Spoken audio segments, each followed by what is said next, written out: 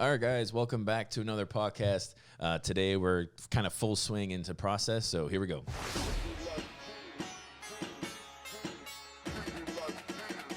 Welcome to the podcast.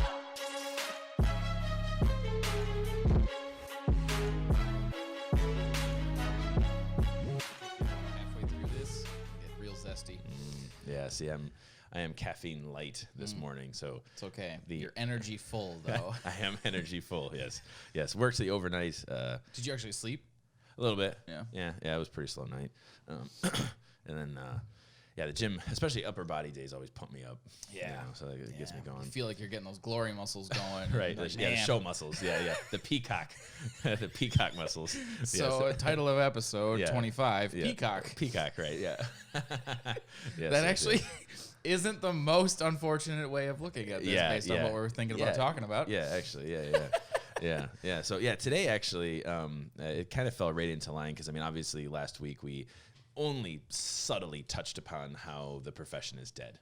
Yes. And again, it's currently operational. There's a lot of businesses out there making money, and there's some people, not all, but some people who in their jobs who are fulfilled. So you can't say it's dead, but I think the structure, the lack of infrastructure is becoming widely apparent. Mm-hmm. I think that's when we say the profession is dead, is that we've, been, built on a pretty light foundation for quite some time, but it's time to lay the footers, as it were. Right.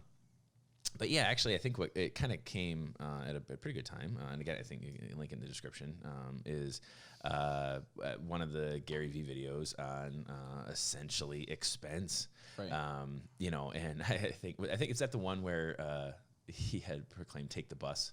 Is that the one? Yes. Yeah. If you don't have money, don't take an Uber, take a bus. Yep. That kind of thing. Mm-hmm. But I just so anyone who's gonna of course listen to this podcast, what I would urge you to do is, before you start listening to the podcast, just hit pause, go to the link description and watch this video, because we're pretty much going to use it as kind of a jumping point for the remainder of this podcast. So I would urge you to do that just momentarily. I think it's like a 5-minute video. If that. Yeah, 4-minute video. Most of his online clips are pretty short. Yeah. But anyway, it gives a lot of context. So pause and... The level of insecurity that is permeating this country, so that people end up buying cars and houses and clothes that they can't afford to impress people that they don't even like, is the great epidemic in our society. You're back. Okay, here we go. So, all right. So, what I want to do is not totally talk about myself, because there's a certain level of narcissism there. But coming into, when we start to look at sort of this immigrant savings mentality, right? Mm-hmm. So I do think there's kind of pluses and benefits. I'm not going to get white out here. Just stick with me. I think there's some benefits to having the melting pot that is America.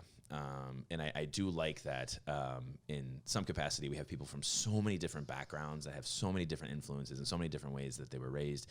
But I also think that in some capacity, with the loss of identity, I think we're starting to fall into too much on, I don't want to say necessarily the American culture is consumerism, but I think that that's becoming a kind of a really big thing where we have a loss of value. Now, I'm not saying a loss of like home values in the sense like, no one's religious anymore, and we got this. It has nothing to do with that. We're talking more on some of those base, like core level things that we're taught of kind of the old era. Now, I think this is very ironic that I'm talking about things we're taught in the old era, because all we're talking about is how things need to be new and fresh. But I think the fundamentals are there. Mm-hmm. When again, watching that video coming into this is, I wholeheartly agree. Like, no one is talking about saving money. No one is talking about the future. It's buy. I need. Mm-hmm. And I don't think that this is a circumstance where we need to necessarily disparage our clientele. Mm-hmm. But I think from one of Dr. Katie's experiences when she was working as a mixed animal veterinarian, very, very near Indian reservation, she would have clients come through with, these like 3-year-old pit bull parvo dogs, can we just at least get a vaccine when it's a year old, like just one, and just a slew of those patients. Mm-hmm. So she would get these animals in, and, at that time she was a new grad, coming out of school, and, didn't have much money, but, was living below her means, saving some money because, there's moves to make in the future. So she'd be sitting there driving, an old car and going to work, and she'd have these people roll in that on, fucking decked out Escalades, dressed to the nines, rings on every finger. At that time, smartphones didn't really exist. Maybe the Motorola Razr, though. Yeah, dude. 1.0. Dude, first of all, the Razr, I think, is probably, which I think they just brought back. They did, which I think is the 2.0. best phone on the face of the planet, which I had for many a year. Post Nextel, after we went from Nextel straight to the Razr. Yeah, anyway, I know, dating. But anyway, so they come in, right? So then the whole consultation, all it would be is, I don't have money to treat this. I don't have money for vaccines. I don't have money for, whatever, to treat my dog that has parvo. I don't have money to spay my patient. My dog is a PAW, a uterine infection. I don't have money for that. And she's like, just kind of like looking around the room like, am I being punked right now? Yeah. Like, you're kidding me. It's like, oh, I don't have money for that. Yeah. That ultimately ends up being, the end of that sentence. And I think, again, looking at where we are, between one, I think student debt load, of course, that's very difficult to get away from. But I think just as a whole, between the crash of the housing market, the auto industry had its stuff before that, bailouts and all this stuff all over the place. It should be readily apparent that the financial state, we know, and again, I'm not getting political, but between the, kind of the graying of the middle class, sort of the loss of the middle class, is everyone is pretty much living outside of their means. No one's saving. Right. And I think for me, that's a very tough mindset. Like, I just never really considered that to be a lack of values that are taught to children, that are taught to adults. But the reality is, no one knows how to save. And when I came out of veterinary school, I was just used to being a college kid, in my first year. It was actually kind of funny. I knew my first year out of veterinary school that loans were going to be deferred 6 months. So I'm like, ooh, 6 months. Yeah. But, at that time, I basically said my first year, I was just going to, spend, I know that kind of sounds funny. The whole first year, I just made the decision I was going to blow all my money. Yeah. Because I knew after my first year out, I wasn't going to be able to do that. I was 23 years old coming out of veterinary school, so it's like I had a little bit of time to just play around. Yeah. Now, when I say just blow the money, right? I was still living in a studio apartment, which it's not like I had a huge house that I was renting. I had a small studio apartment. I ended up buying a couple of laptops, one for my brother, which actually ended up starting his entire design business. I put a massive ring on Katie's finger, which was among the best investments of my life, right? Not necessarily. Some might say number one. Yes. Yes.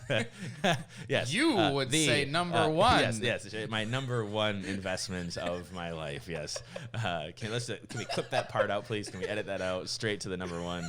But anyway, no. But so the idea was, it's like, I was spending it, but it was still under the context of long-term growth. Yeah. It wasn't just like, again, I wasn't throwing rings on every finger. I wasn't, I bought a new car, but it was still on a 5-year loan, it was still on these things where, and it wasn't like, a fucking Mercedes Benz. It was a Honda Element. Yeah. That car was legit. I drove the wheels off that car. And then what? Gave it to my brother, So it was like, put new wheels on it, start over. Yeah, start over. Yep, it's yours, man. And it was like, hit every service, all these different things. So it's still, again, listening to that Gary Vee video, it still sort of comes back to sort of this immigrant mentality. When I grew up, when I was raised, my great grandparents essentially were the immigrants, and then that kind of trickled down between their values, and it was the same thing. It was like, we're here to work. My great grandfather on my mom's side was a butcher, and my grandfather, he ended up becoming a methods engineer for Ford. He did that for 40 years. He had any of the dividends that he would get or stock he would get in the company, he would just reinvest back in the company. He did that for 40 years. He didn't take any money from Ford aside from his salary for 40 years. So those types of values where it's just like, don't spend. My grandfather on my dad's side, he had told me something at a very, very young age. I think it was like 8. He said life is split into 3 stages, and his mother told him this, so which is actually kind of unique because she didn't really speak much English. But life is split into 3 stages, and life is split into learning, earning, and yearning. Okay. So I think what often happens, if you look at those 3 variables and you just split them in equal thirds on learning, earning, and yearning. What happens to those individuals who stay in the university setting for a decade, 10 years, 15 years? It's too much learning. Now, I'm not saying it's bad to learn, right? I mean, that's not what I'm saying. But if you're breaking your life into thirds, and we start school at 5 years old, right? And you're gutting out at 30. Yeah. Life expectancy. Let's just conservatively say 75, right? So for us to start at 5, we can't be in school in our 30s, 35s, 40s. Now, you can have second lifers. I'm not saying that. You can make, decisions when you come out of high school. And I mean, you can reinvent yourself many times. But if you still look at it in the idea of thirds, and I'm not saying even from a learning standpoint that we are saying like higher education. I'm not saying that the ultimate end here is for people to go to college. There is an incredible amount of value in trade school. Incredible amount of value in trade school. Absolutely. Right. Yeah. So when we look at saying the learning, learning, earning, and yearning, I think where we start to blur the line here is, all right, fine, schooling, whatever it is, trade school, higher education, whatever it is, it's the earning part that people have the hardest amount of time with. Because the earning part, the discussion is just how much are you going to make? It's never really how much are you going to save. And I think that's where, again, coming into kind of the early 2000s, my dad was reading an article, I think, in the Detroit Free Press at the time, but he was astounded. He's like, Carlo, he read this article. He's like, what do you think? And basically the article was, kids are being taught to buy.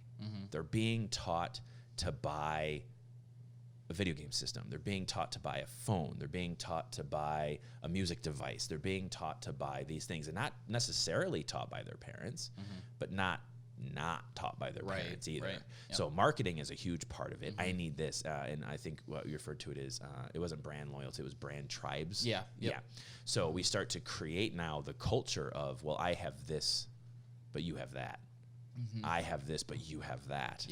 And it's like, but like, do you need it though? And the difference between want and need, that's getting blurred too. So when we start to look at this immigrant mentality that I was taught, like I said, at 8 years old, it was always learning, earning, yearning. In that earning phase, it was like, why are you trying to yearn in the middle third of your life? Right. Why are you trying to live luxurious in the middle third of your life? That's not appropriate, at least for, again, sort of that immigrant mentality. Save the money, save the money, save the money, save the money, invest however you want to do it, stock market, invest into a business. And I think coming off of what I said just a few minutes ago, and you corrected me on, yes, Katie single-handedly was the greatest investment of my entire life externally. The greatest investment in my life was investing in myself. That was, I would say, she was more important on an investment standpoint, on a return standpoint. I'll take number 2 to that, of course. But no, that's the other part. So when you start to look at saying in that sort of middle third of your life on an earning standpoint, what are you selling? When you because I mean, here's the idea on the earning, right? What? You're selling time. You are selling yourself. You are selling this portion of your life for money. That's the game. That's the middle third. You're earning basically from what you are sacrificing. And I think that's where we've also devalued that. Because if what we're doing is we're investing in stuff, we're investing in going from the new phone that came out this year because I need it because that's the new one. I think, what do I have? I think like iPhone 10 or something like that. I get pissed when they do an OS update. Right. I was like, listen, the last one was fine. Last one was fine. You don't have an Instagram. I don't have an Instagram. And the snaps and the TikToks. Right. Yeah. Right. You don't need those. Yeah. So you have people for that. Yeah. Right. It's true. Yes. Thank you. Of course, Ben, I appreciate that. Keeping me hip with the kids. Actually, today, huge discussion at work about Harry Potter, and I just had to leave. Didn't make any friends. We'll just say that. That's fine. I went to Harry Potter World, but then they were mad because they didn't go on any of the rides. I just walked around and was like, is this? Okay. All right. Anyway, some people love it, I'm sure. So. Well, right. They find value in it, and they're allowed to. That's fine. Not a problem at all. Not a problem with that. And people can have value in their phones, and they can have value in all sorts of different things. Yeah. But what you're kind of saying is in the earning phase is not necessarily to not buy anything. Yeah, sure. It's not necessarily to just live in squalor. Yeah, sure. But it is to be directional in having at least some idea of where you're headed. Yes. So that like you have a screening mechanism for, do I need to buy this Instapot air fryer that costs $180, Right. or does my oven and my pizzazz work just fine? Yes, Right. yes. Like, do you need to spend, or how else can you spend it in a way that, because you talk about the idea of selling time in the Yes. earning phase. Well, for me, I take that one step further, is that the one of the fastest ways to sell that at a high level is to create value. Yeah. Right. So like if you bring no value and all you're doing is selling your time, you're just kind of spinning your wheels, which I'm sure a lot of people feel. Yeah, that's your 9 to 5, right? Yeah, the bankers. dead in the water. Yes. Yes. But with that, that you've got the idea of creating value is like, well, the other side is, do I spend this money in this way, or do I spend it in another way that's going to create more value? Yeah. Because you take the $160 Instapot air fryer, if you're doing meal preps with it and you're eating, Yes. if you're cooking at home rather than eating out, like you can have that justification. Yes. But you have to go through that process. It's not just Yeah. the instant, like, this feels good, I'm buying it type, the retail therapy, as they would say. Yes. No, and that's why I actually, it's now a running joke. I used to get mad, but it's a running joke now in my family where I have an entire storage room of one-use kitchen appliances. Because that's what we keep getting for Christmas from my mother-in-law, where it's, you need this one now. We had a pizzelle maker, which then my sister ended up making pizzelle cannolis, which were fantastic. The best I've had in my life. Rachel, props. But we had that freaking pizzelle maker for God knows how long. Right. So it's, but yeah, you're exactly right. Yeah. So it's, if you can justify the expense because you can bring value, that's exactly it. Yep. And I think one of the things when we look at saying selling time for money, right? Mm-hmm. I think we've said this last week. I think we said it multiple times. Is you can always make more money, but you can't make more time. Mm-hmm. So what I have sort of moved on from is saying, if all you are doing is selling time for money and you don't have the money to save, you can't use the money to reinvest back in time. Right. And that's kind of where we're at now, where it's, and again, so some of this in this immigrant savings mentality, when I had sent the video over to Janessa, I was saying these are the concepts of running a business. Mm-hmm. Because when you're looking at the earning phase and you can invest in yourself and saying, I can do this. This is something that I can do. Now, of course, for us, between the podcast, all our free content, like, we're going to help you do this. Mm-hmm. We're going to get your mind right into doing this the right way. But if you can invest in yourself by saying, I can do this, and saying, like, we need to save money as a company, but we need to bring value. It's not just we're going to hoard the dragon's gold. It's we're going to bring value by saying, all right, listen, we're going to sell our time to make money for this business, and of course, individually, of course. But that money needs to stay with the business so we can continue to invest in the business. Mm-hmm. So in the earning phase of our lives, we can continue to invest in the business, and the business is the people. Meaning, if we invest in the business, we're investing in the people. So start paying people more. Mm-hmm. Start giving people benefits. Start giving people continuing education stipends. We have corporate benefits. We have medical benefits. Start cutting their hours. Don't make them work overtime. Start hiring more people. Last week, I identified a 1-to-6 ratio on medical staff, not including clerical. Right. Just surround yourself by people and pay them well. Mm-hmm. And that's the how. That was the question that came out of last week. How do you find these people? How do you bridge quantity and quality? How is it that you can have affordability? How is it you can have availability? And basically what it boils down to is you invest in the people, you invest in the business, and you don't stop until you can start to buy time. Mm-hmm. And I think this came up at a podcast maybe way back in the beginning. But that's the whole idea on saying this earning phase of your life, this immigrant mentality of learning, earning, yearning, to say that middle phase, it is now our responsibility to not just invest in ourselves, but invest in the people. and invest in the business and invest in the industry and invest in the community, invest in these things, because in the end, what you're doing is you're buying more time. If you can move, and this is a bit more of an entrepreneurial mindset, so of course not everyone's necessarily going to attach onto it, but the idea is some people really do legitimately enjoy working in the clinic space as associate veterinarians, and that's what they love. Yeah. I love that. I love that is a thing that people enjoy. I love it too. I just understand that my trajectory is taking me in a way that I have to help more people. So I have an extreme amount of value for those individuals who work as associates, but we have to provide value back to the earning phase of our lives. And when you look at it from a business standpoint,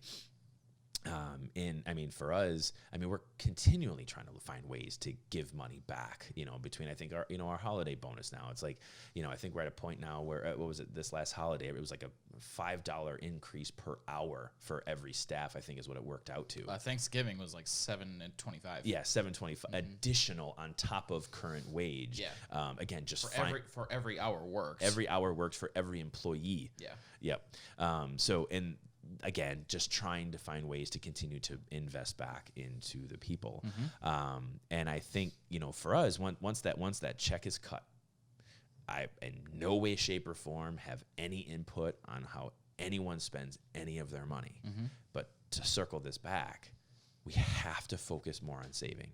We have to focus more on long-term financial stability, primarily because, you would like to think at some point in day you're going to be able to retire. You would like to have that mindset. I don't think there's many people who think I'm going to work until I die. I will probably work until I die. I am of that mindset yes, too, but we are the exceptions to the rule for sure. Yes. Yeah. But again, I think if it comes down to fulfillment, well-being, purpose, all those things we kind of talk about, I think it's okay to work until you die. You just don't want to have to be forced to do it. Right. There's a lot of things that you just kind of put out there, and I was taking notes, so I apologize if we kind of bounce around a little bit here, but you hit on two different things, and it was the kind of that last point where you've got the business mindset of basically don't overdo it. Yeah. There are points within business construction that you do have to leverage debt, for sure. Yeah. So it's a little bit different. You can do it on the individual side, but it's not necessarily as critical for a growth pattern as it is for some types of businesses. Yeah. Especially if you're heavy in infrastructure from the onset. But on the other side, you have the individual side, which is essentially don't live beyond your means. Yeah.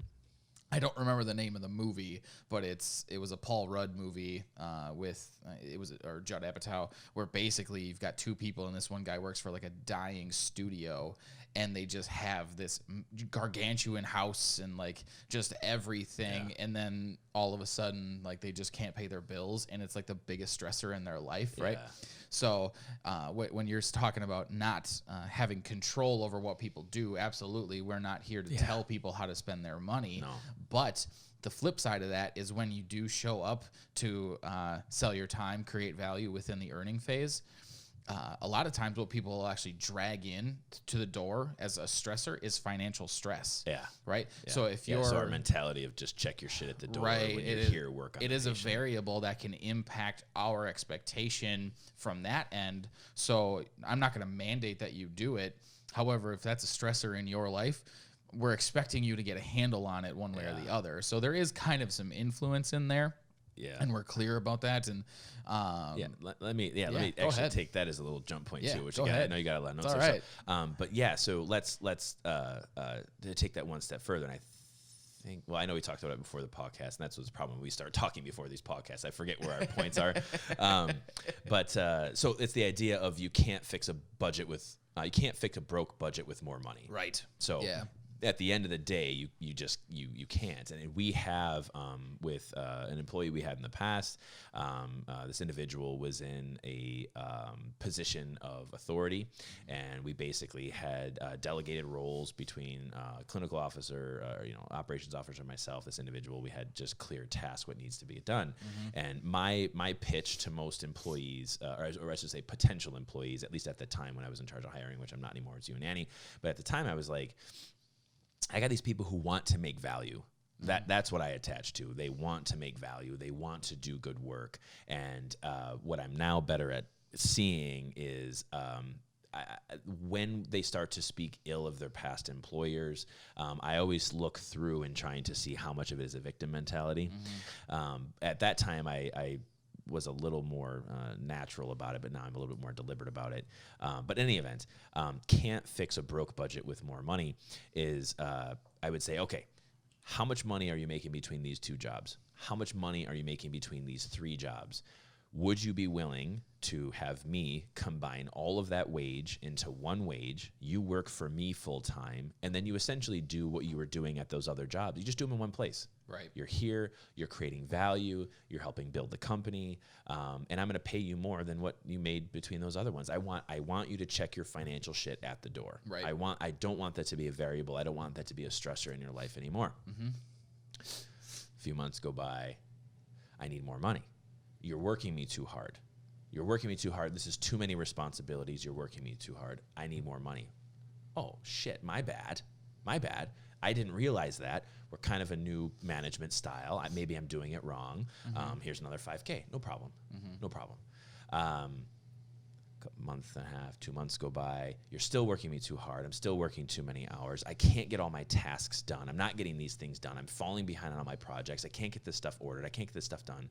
I'm like, wow, man, yeah, I know we're all working really hard. I think at that time I was working 90 to 100-hour weeks. I'm like, yeah, shit, we're exhausted. Yeah. No problem. How much do you need? Another 5K. Here you go. Here's another 5,000. Katie's looking at me. She's like, you're a moron. And I'm like, so then when it came down to it, third time, I need more money. And I'm like, where's it all going? I'm like, you're making a damn fine wage, and we're giving you essentially just ask monies, right? Yeah. And it came down to, well, I don't actually know where my money's going. Right. And that was where my mom, actually being a teachers union for 30 years, she was like, you can't fix a broke budget with more money. Yeah. And it came down to it. We found out the individual was working maybe 20 hours a week. Well, of course you can't get your shit done. You're only working 20 hours a week. Yeah. So that's where, again, for me, it comes down to saying, in this and saying we want people to check the financial shit at the door because we're paying above industry standards. Truthfully, and I think I've said this a few times before, I think we're damn close to $15 minimum wage. We're really close. Practically everyone. Yeah. It's just as a kind of stem from what you were saying is you can't fix a broke budget with more money. People just don't know how to earn and they don't know how to save. But, and this is kind of I'm circling back to kind of the middle of what you said with that victim mentality is this I'm going to riff here for a moment. Sure. So I apologize if I stumble on some words. Yeah. We're big believers in that concept of the drama triangle, the victim mindset, and how it can be so easily pervasive in people's lives, and how detrimental it can be. And we're being taught it every single day. Oh, yeah. In so many ways. A while ago, you had mentioned how parents have to have a control over the marketing that their kids receive, right? Because you have to untrain them out of it. Yeah. That's a part of it. Yeah. Because if I don't have this, I've been wronged, therefore I am owed something. That's a victim mindset. Yeah. So with that, you've got people that don't know how to handle that pressure. So what they do is they go and buy as a means of creating a hierarchy that is completely unspoken between the two people that are sitting in the same room. So you have a BMW, but I've got a big-ass Escalade, right? And neither of those two things within the creation of value, especially within the earning phase of your life, really make any level of difference. They both get you from point A to point B. Absolutely. However, because I don't know how to handle myself, I need to actually use this money to reinforce my own self-identity in things that completely don't matter. Correct. Because if I don't do that, I'm only going to be a victim. I'm only going to be powerless to everything that's around me. At the very least, I can go and just continue to stretch this credit card until the point where it blows up. And then I guess another one. I'll just get another one, or I'll call the debt consolidation people or something like that. Definitely something that rolled around between that 2002 to 2007 because people were taught that they could take a loan out for a house that they absolutely 100% could not afford. I don't know how many times I spoke with my mom about that because she was fine. But it was we had bought another house, and she was like, I have no idea how they pre-approved me for so much money. It was like twice what my budget would actually allow for. Yes. But it was because they were just like, whatever, willy-nilly, here we go, folks. So definitely some training in there. We've had the perpetual training since the 50s with the Keeping Up with the Joneses, right? And that's ebbed and flowed over time. Yeah. But all of that is turned into a means of basically edifying myself when I have no purpose in life, and have no real like guidance into creating or really valuing myself. Yeah. Because if I don't value my own time, if I'm just selling it and I'm not actually creating value, or I don't understand how I am, then on the other side is I need to create some value in my life and something that's very tangible. It can be very, it's a dopamine hit every time you buy something. All of that just breeds down into cash flow. And it's flowing straight out the door. You're getting it in, so like good job. But let's put a dam up. Yeah, no, and that actually, that's very interesting, because that, I think, for Katie and I, when we, because I graduated 2006, she was 2007, we bought our first house in 2008. We, basically, even though, like I said, I quote unquote blew my money the first year, it was really more of an investment in the future. As I had met with a financial planner. I had never met with a financial planner before, and I had created an Excel spreadsheet, and I taught myself how to use conditional sums, and it was kind of this whole cool thing. But anyway, it doesn't matter. As I had basically created this way of categorization, I went to the financial planner, and I was just like, "Here's my budget." And he's like, "How old are you again?" And I was like, "Oh, I'm 23." He's like, "No." He's like, "I got 50-year-olds who don't actually make what you just made." And I was like, well, Excel, not everyone knows how to use Excel. He's like, but no, he's like the theory of how to concept, do it. So when we went to buy our first house, it was the same thing. I was like, why did we just get approved for a $300,000, $300,000 house? I'm like, we can't afford that. They're like, oh, you can. I'm like, no, we can't. I'm like, we're gonna knock that one down to how about the 140 mark, you know? And we got, we had student loans, those other things. So it was, but even then, I think that house was too big for us. I mean, we had, I don't know, was it a 3-bedroom, something like that? And it was just her and I. Right. We made one an office, and we got that downstairs. It was fun. You filled the space, though. It wasn't. You had the space, so you filled it. It wasn't. You needed the space. Right. You weren't overgrowing it. Right. Until you overgrew it. Right. And then that's where, for me, that suburban lifestyle, that, kind of this Levittown idea, keeping up with the Joneses, it killed me. I was like, I got to get the hell out of here. I'm like, so again, it comes back to saying, for me, the value is not in that house. It was not having a big house. And like I say, I think it's just part of that immigrant mentality where it's just like, what is all of this stuff? And why? I got this neighbor who, what is he doing with his lawn? Like, really? Like, what are you doing? But I think, like you said, I think a part of it comes down to, I think our overall idea with PAW Health, and we say the purpose and well-being is PAW Health, is I think what we try to focus upon is actually bringing back value to the earning phase of your life. And that's what is lost. It's like, what is the old adage? They say, oh, if you enjoy your job, you never work a day in your life, right? That's what we're talking about. And I think when we say, people, if you don't love your job, if it is just a job, you're just pulling the hours, you don't enjoy it, go find value somewhere else. And it's like, let me buy this big ass house. Let me buy the Beamer. Let me buy this new phone. Let me get my nails done. Let me get my hair done. I'm going to get, tats. I'm going to get these things. It's like, that's how I'm going to give value, because I don't really like this other thing. It does not bring me happiness.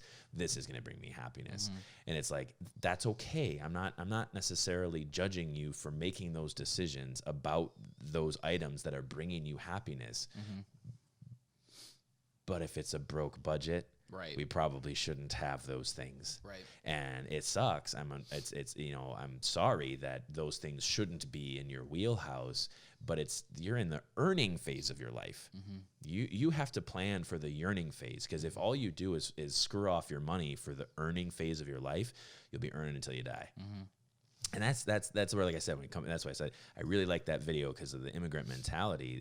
That's what rang through to me when I got from my grandfather to my great grandmother, was the learning, earning, yearning mentality. So I'm not opposed. It's all about making choices. And that's it, ultimately, is if you want to buy those things, you want to have those things, and it brings you happiness, fucking go do it. Who gives a shit? But if we're also then going to complain that we don't have any money. Understand the consequence of the decision that you make. Correct. Yes. So, that's where I think when we start to then look at it and apply these concepts to business, because that's, I mean, we're not here to individual or to provide personal finance, consultation to people, but to look at it from a business side.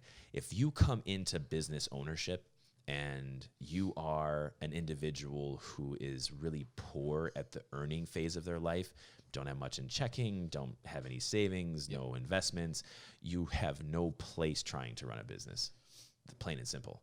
Right. Or unless you're willing to take your lumps. Yeah. Because you're going to learn the hard way. Yeah. It's because it's either, I mean, that's what 80% of businesses fail within the first 3 years or something like that. That's typically, what's out of that. Like I know a number of people that don't own businesses but could do it very, very well. Yeah. Because they have that mindset. And I know that's another Gary Vee thing. Man, we were just talking bad the last couple of weeks. But the idea of like that entrepreneur, right? But it's not because they actually know what they're doing. They just want to live the lifestyle of like the glitz and the glamour and all that sort of watch stuff. those the flips where they're like, I got all this stuff moving. I want to take my $1 million business to a $3 million business, and he's looking at him like, the fuck? Yeah. You got a broke budget. More money's not going to fix your problem. Right. Yeah. Right. So what I like to do from that business perspective is circling all the way back to what we've kind of talked about throughout this whole series of podcasts. Yeah. What do we have control over? Right. So we've got everything, but keep going. But we don't have control over individual decision making. Yeah. Absolutely. If you want to live your life however you you see fit, if that's the way that you want to do it, not my place to say that that's right, wrong, or indifferent. Yeah, please do. However, from a business perspective, what we have control over is that purpose and well-being. Yes. Is creating a structure that says you can do that. However, you don't have to. Yeah. And that's why when we had finished up last week, I had kind of alluded to the idea of how we're kind of congregating the industry into large metro markets. Yeah. Well, why do we do that? Because we can throw more money at it because of just sheer volume, and you have a pricing structure that can be handled more top end. More top end. Yeah, clientele. So now all of these people are congregating in these areas because they don't actually have purpose and well-being in their workplace across the board, industry-wide. The industry's dead. Yeah. And then, now I need to have a mechanism that's going to allow me to create value outside of work. Yes. And I'm going to do it with tangible things. Well, I need money to have tangible things. Yes.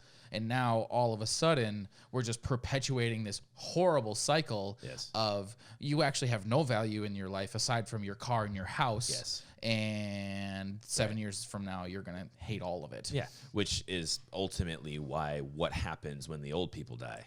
Family falls apart because why? I want that money. Yeah. I want that inheritance. What's the estate worth? It's like family comes out of the woodwork. I mean, that's what actually kind of tore apart my mom's side of the family. Was it was this my mom's dad was very well to do, but it was just that same mentality. It was just basically money makes people crazy, and again, I think to say this kind of consolidation towards these large urban centers, that is a massive problem in our profession. Like you had just identified, it is huge. Veterinarians and veterinary professionals need to get the hell out of the big cities, out. Yeah. And especially if we're saying that the debt to income ratio is terrible, because it's the price tag, right? So you got a bad budget, right? But guess what? In downtown Chicago, I can make $150,000. It's like, in Seattle, I can make $175,000. Look at all this money I'm making. Well, I hope you live 80 miles outside of town. Yeah. Yeah, it's worth the commute. Yeah, I hope that's the case. Because your $3,000 a month rent for one bedroom apartment is gonna kill you. Yeah, done. Off it goes. There goes. Almost $40,000. You're just kicking out the door. So now your cash flow is that really you're probably at about $100,000. I'm sorry, nope, because that would be $40,000 post tax. So really, your 150 probably knocks down to what, 90. And then roughly. Half of that is going into your friggin' one-bedroom apartment. Yeah, you're doing a fantastic job living in a big city. Oh, then the other third of it goes to your student loans. Right. So for us, what we're looking at here, and I don't intend to talk about what the veterinarians in my practice make, but we're just going to say it is far above what is paid for in our area. Yeah, right. From a market-based perspective, regional market, and that goes across the board for all staff too, by the way. Yes. Is that at the skill level that they are at, it is well above the median Yes. by a substantial margin. Yeah, almost from an industry standard standpoint, but also for our area. Right. And that's what would we just say? It's investing in the business. It's bringing value to the people. It's bringing value to the earning phase of their life. Right. But we can't compete with the Madison, the Milwaukee, the Chicago on a Correct. gross earning perspective. Correct. And we found over the years that has been a substantial barrier. Correct. Because you've got the Banfields Yep. and the Blue Pearls Yep. and all these mega structures Yep. that are saying, come work here, you're going to make a lot of money. Yep. See all the student loan debt that you have, come work in Chicago. You'll be able to pay it off faster because you're making more money. Well, that's actually a fool's errand. Yes. Yes. yes. And that's, for us, I think one of the conversations actually, especially if you have individuals that are doing income-based repayment, in larger cities where they're making more, so the income looks higher, so they have to pay more on student loans. But, if they were in an area where the cost of living is lower, they don't have so much expense going out the door towards just that cost of living. Yeah. And, for us, again, it's living below your means. When we first started PAW, I ran our personal bank account or whatever in the negative. I just didn't get it. For me, I was like, I need to invest in this company. I need to invest in everything that we have into this. And I kind of failed a little bit because I wasn't paying myself a salary.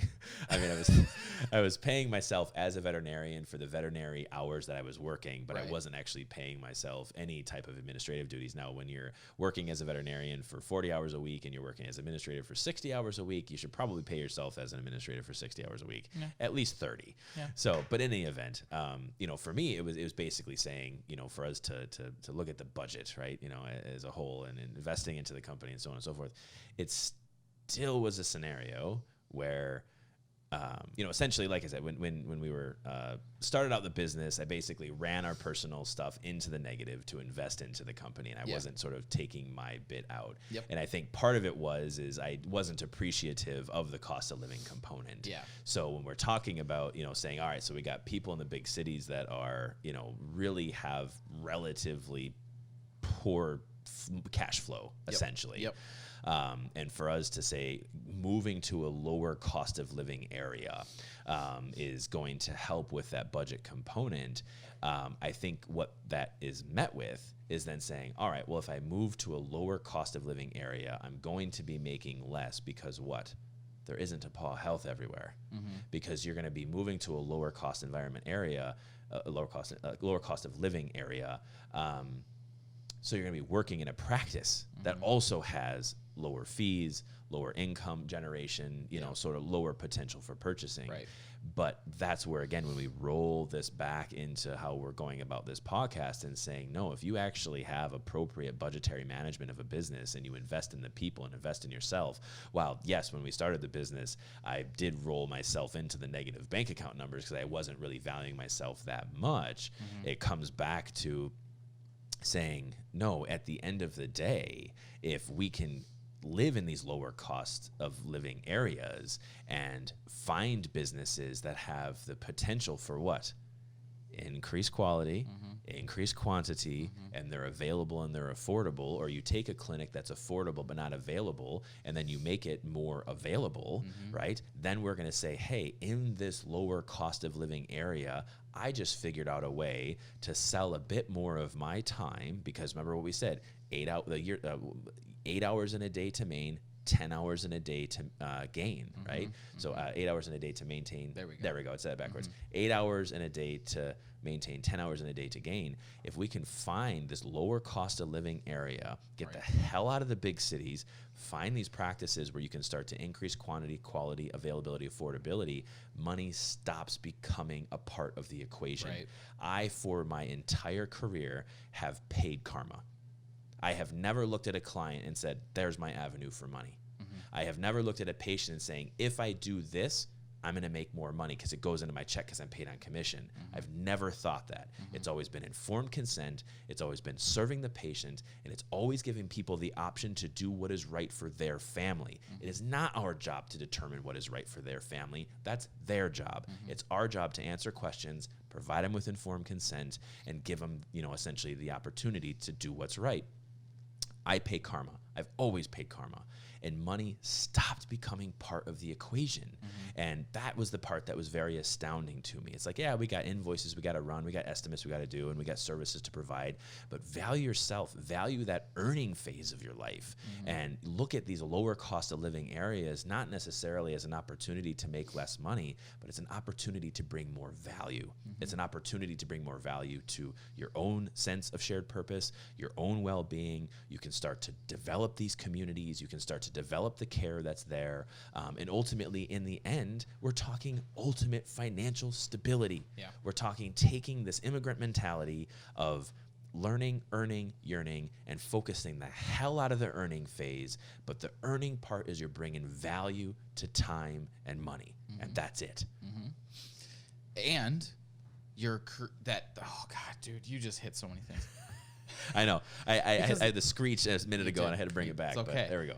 The other thing that you put in there is something that we had talked about a few podcasts ago, is in these smaller, even smaller metro markets, like Wausau is not it's rural for the most part, but there's 50,000 people here. We got lots of corn and cows, but yeah, we got whatever. people. Yeah. I mean, it took till 2004 to the people to outnumber the cows. Details. But within that smaller set of people, what you actually have is a more direct access to actually make a difference and create to create a difference, not to just make, but within their lives, like to actually have a difference in somebody's life on a one-to-one basis, rather than going to the mega hospital in West Allis, and you've got 300,000 people, and it is generally, I mean, not to say that it's 100% transactional. I've never been in that setting. However, large city tends to lean towards the more transactional. More opportunity for transactional. Exactly. Because it's, well, I can't pay my rent. Yes, right. My outside life is forcing a decision for me to start churning and burning caregivers in and out the door because I can make more production. And even if I'm not like pushing towards the more capitalist, like I'm going to maximize each one of these, right? You're still just like higher quantity because I need to pay my bills. And that setting, your scope of influence, especially comparatively to the market, is so much smaller, and that can actually be very, very demotivating for people. Rather than in a smaller market like the one that we live in, we're able to touch on so many people. In a more direct way, and actually more people per capita would probably be the best way to put it. I think referring to is efficiency peak. So it's if as a veterinarian with 3 support staff, you're only going to be able to turn 4,000 invoices, right? And you're in an environment where there's 40,000 people. Well, okay, you just help 10% of the population, right? But if you are in an environment where you can only turn 4,000 invoices, where there's 400,000, now you're at a 1% influence rate. Exactly. And I think that's the purpose and well-being component is in fulfillment, is you're going to have more in smaller areas, and you're going to feel like you're making a difference, which is that autonomy component. But you're not going to feel like you're making a difference. You're going to be making a difference. There's not there. Yes, there is the sensation, there is the fulfillment aspect of a feeling, but it's because it's justified. You actually are. And that's when we talk about that idea of scope of influence. Like, I haven't stopped thinking about that for like 4 weeks, right? Because how do you grow it? You have to start small. You have to start in a way that's within your arm's reach. Because if you go outside of that, if you try to change the world before you know what you're doing, or have proven to those that are well outside of your reach that you know what you're doing, you're going to fail. Like, you're just going to get kicked in the mouth. So for me, like, being able to take a market like the one that we are in and having that efficiency peak and just continuing to push it out in a natural way, allowing the spider web to grow in a way that makes sense, right? Same as on the education side. Like, we're putting so much time, work, and effort into Michigan State. We're not going out to U of M or UW-Madison or Iowa State. Even though we have connections there, it's not like, okay, we know this works, now it's time to just blow it up. That doesn't work. You have to do it in somewhat of an organic and grassroots way. And like that, but the reason being is because if you go to too wide a scope, you're not going to make a difference, and you're just going to start grinding your wheels for literally no reason. Inefficient process. Unnecessary conflict. Yes. But that was actually it's funny you say that, because when Katie and I were down accepting our award at Michigan State for the young alumni, you corrected me just a moment ago and say you're going to feel like you're making a difference. You're like, no, you will make a difference. That was the exact thing that the dean of the college told me. I was like, we're out here, we're just trying. I don't feel like I deserve this award. I don't feel like we deserve it because we're just trying. We're not really. She's like, no, you're doing it. Yeah. Like, you're actually doing it. That's why you're getting this award from the university, is because OMG, you guys are nailing it. And it's that same exact thing. You're exactly right. Our scope of influence, we kept it tight. I had, who was I actually just talking to? It was just, it was actually the director of the Humane Society. She actually wants me to do a talk at, it's in this upcoming October. There's kind of this coalition of, Humane Society kind of directors and influencers. They meet once a year. They want me to come do some talks on culture and core values. Nice. She says, have you integrated with UW-Madison? And I was like, we haven't. And she was like, well, why? And I'm like, one part is hours in a day. Yep.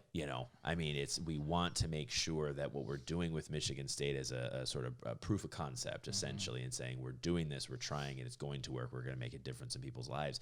Dude, it is way easier for us to make that pitch to UW and get students to drive 90 minutes or, I guess whatever it is, 2 hours maybe, rather than driving, 8 hours from Lansing, but again, the idea is we have to start somewhere. Well, and we had Michigan State was within arm's reach. Yes, it was. Yeah. Like in UW-Madison, although it is geographically closer, the route in and the amount of hours that it's going to take to build that web wasn't really feasible for an onset of like a program where there's no proof of concept. Yes. We have, thankfully with the fact that you guys went to school there and you've continued your relationship through them, you've earned your way into the inner workings, right?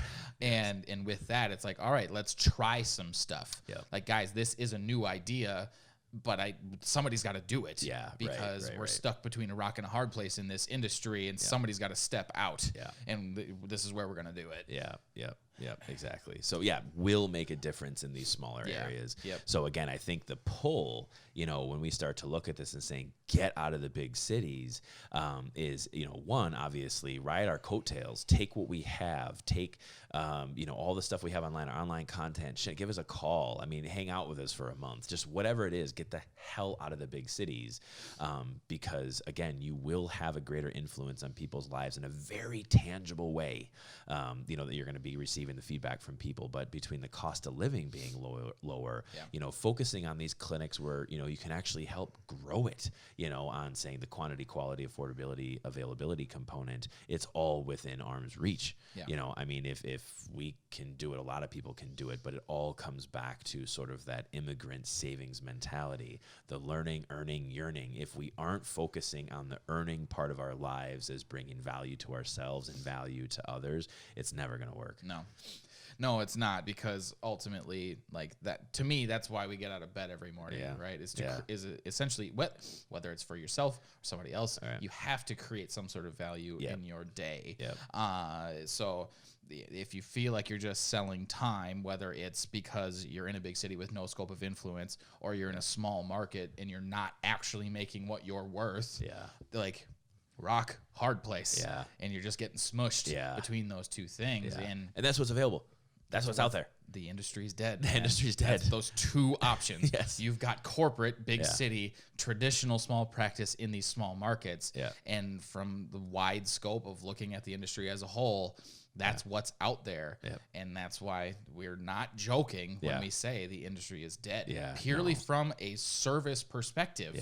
Like, leave the culture stuff that we've talked so many hours about out of it. The business structures that are in place from the two really big pillars, although they did serve good the traditional one did serve great purpose for a long, long time.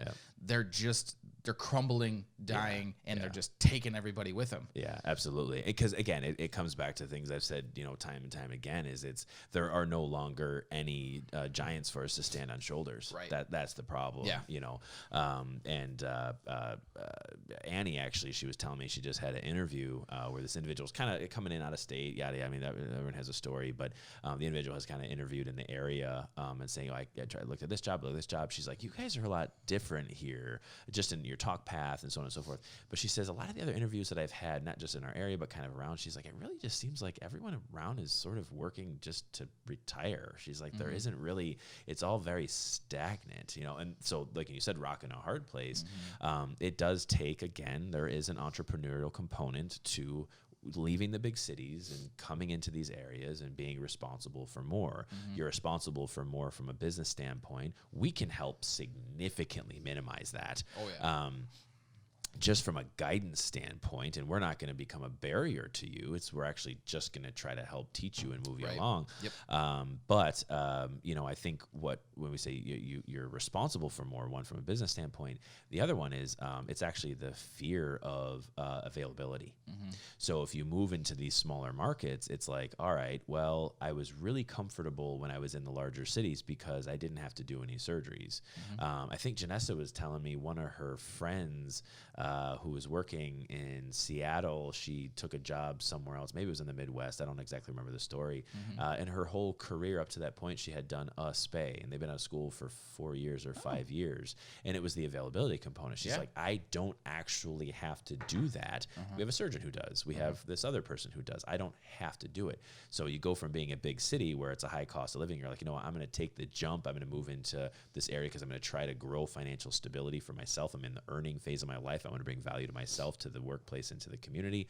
And you come in, it's like, you got to take this dog's leg off now. Right. And it's like, what? Huh? What does FHO mean? Right. Yeah. Right. So there is that part too on, the earning phase, right? The earning is not necessarily just earning money. And value is not just money, but the earning and the value is, how much do you have in competence? Yeah. Where's your confidence at? And it comes back to, I think we're probably getting pretty close to talking about our star chart. But the confidence and competence part, I understand is a struggle for a lot of people. Well, yeah, because you have a living being's life in your hands at that moment. Yes. And if you just dive, like a lot of people, and I think generally speaking from a behavioral perspective and understanding just from an applicant and what we've seen from our team, generally introverted, generally conflict averse, generally risk averse, right? Like that just automatically pushes us into the idea of, well, I don't know how to do that and I don't really want to fail, therefore, like, I'm not going to swing the bat. And to a point, like, and that's why your experience probably has a level of value that I don't even know if you will realize, like, from a truly tangible perspective. And like, well, I'm working after hours and now I'm the only one here and now I just have to do this. Like, I just threw myself to the wolves and it's sink or swim. Katie's experience, right, with coming straight out of college and like, I'm the on-call doctor and I'm 25 and crap. All right, let's do it. And you know why imposter syndrome never hit me? Why? I was always alone. I never had anyone telling me that I couldn't do it. I never had anyone telling me that if I failed, it was going to be a reprimand. I have always maintained ultimate clarity with clients across the board. Because I'm an informed consent doctor. I say, hey, I've never actually done this before. Right. Your options are, you can go to Twin Cities, you can go to Madison, you can go find a specialist. And again, we're in an area where it's a lower cost of living, right? So the people are like, I don't actually have $5,000 for that surgery. I don't even really have $3,000 for that surgery. I'm like, will you give me $15 to try? Right.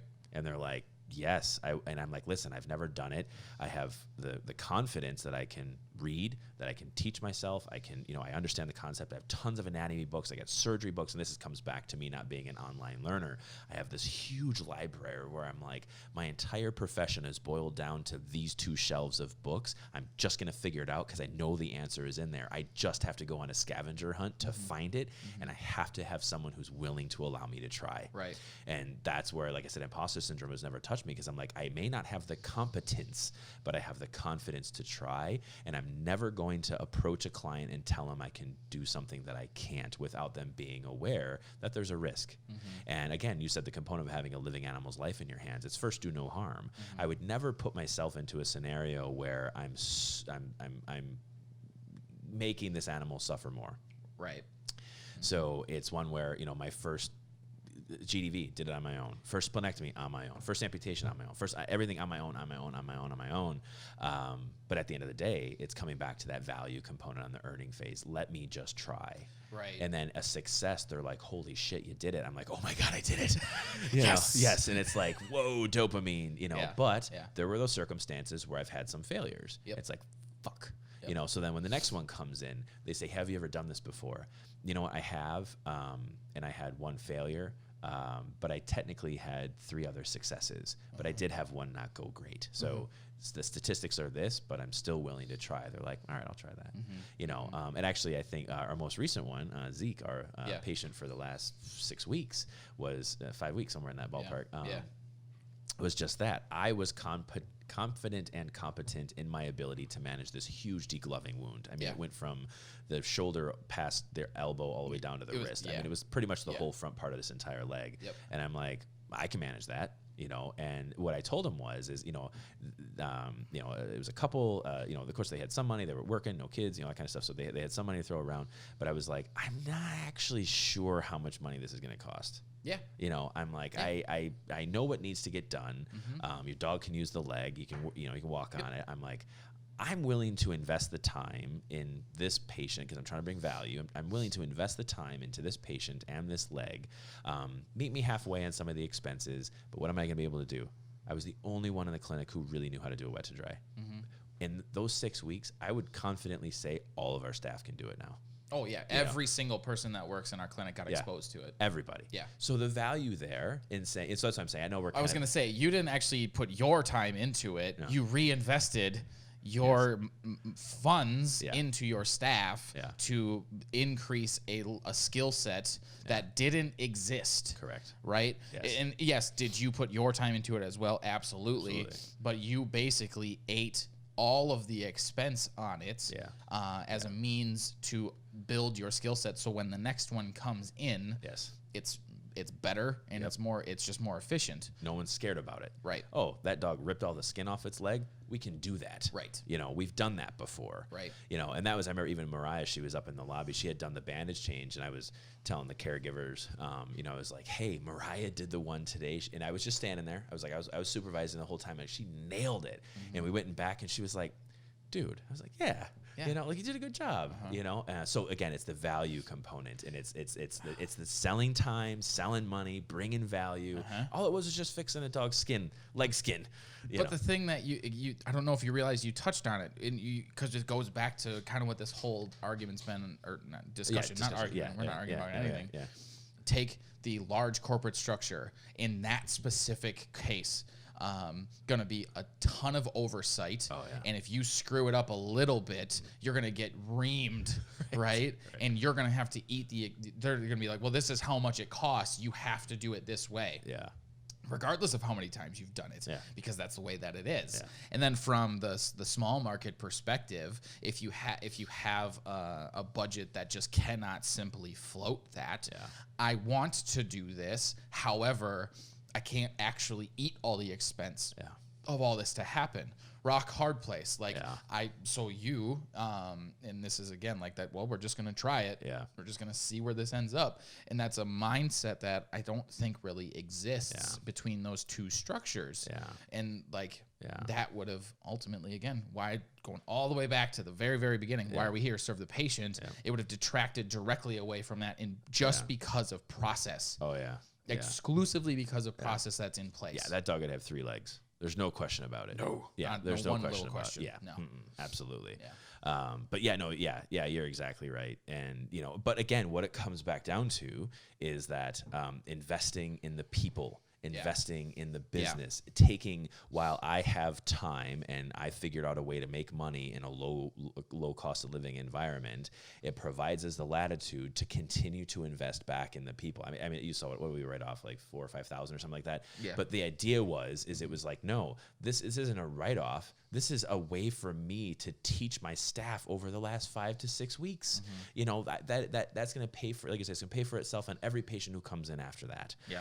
And I think that's where what often, and we talked about this at a previous podcast, where it's like, well, the boss is here. He can say that we're not going to charge this much, It has nothing to do with that. It's like, no, if we actually have a case where we can collectively learn from, why wouldn't we? And I think, we say kind of between the rock and the hard place, we'll talk about this more when we talk about our star chart, is too many people think that competence and confidence are the same thing.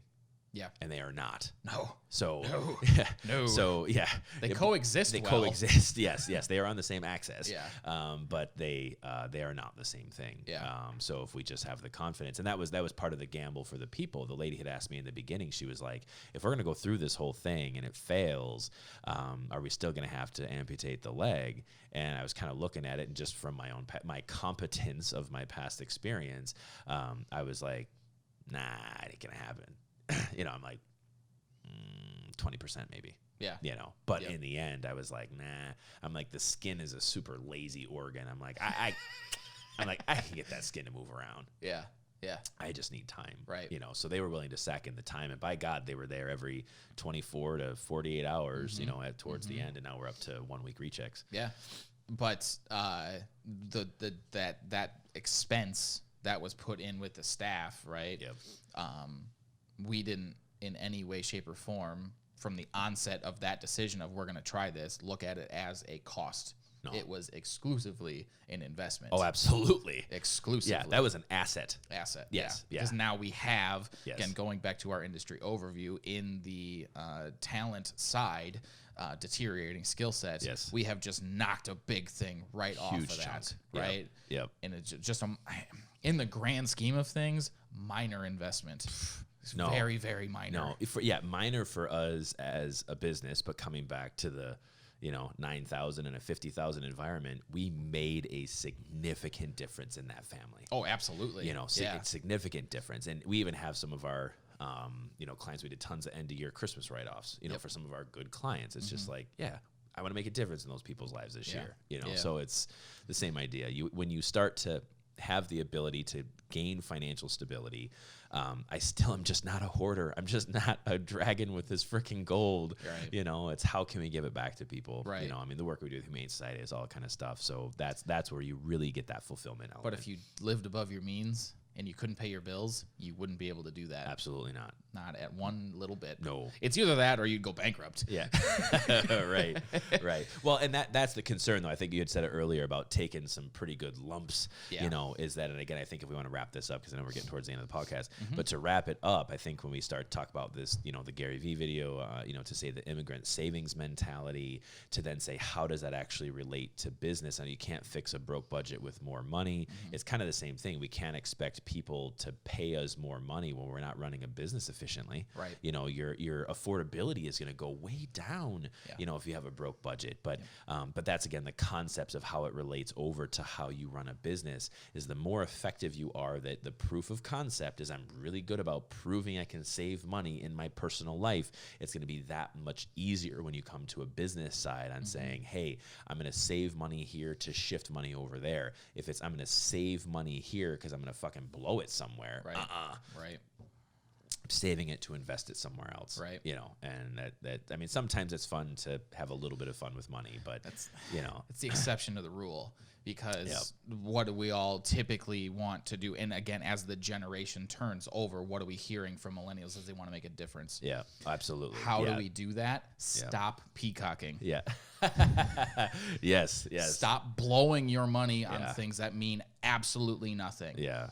Yeah, Reinvest in yourself Yep. and in those that are around you, because that's how you're going to make an actual difference. Yep. Your $160 Instapot air fryer, just because you want to buy it, Right. doesn't make a difference Yes. unless it's creating value. Absolutely. Reinvest in yourself. Reinvest in those that are around you. Stop peacocking. Stop peacocking. Bring value. Absolutely.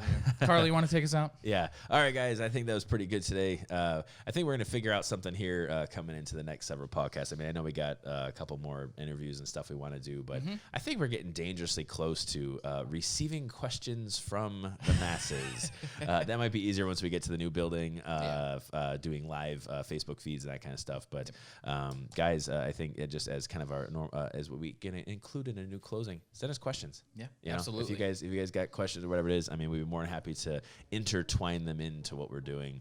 But either way, guys, I hope you enjoyed today's podcast. See you next time.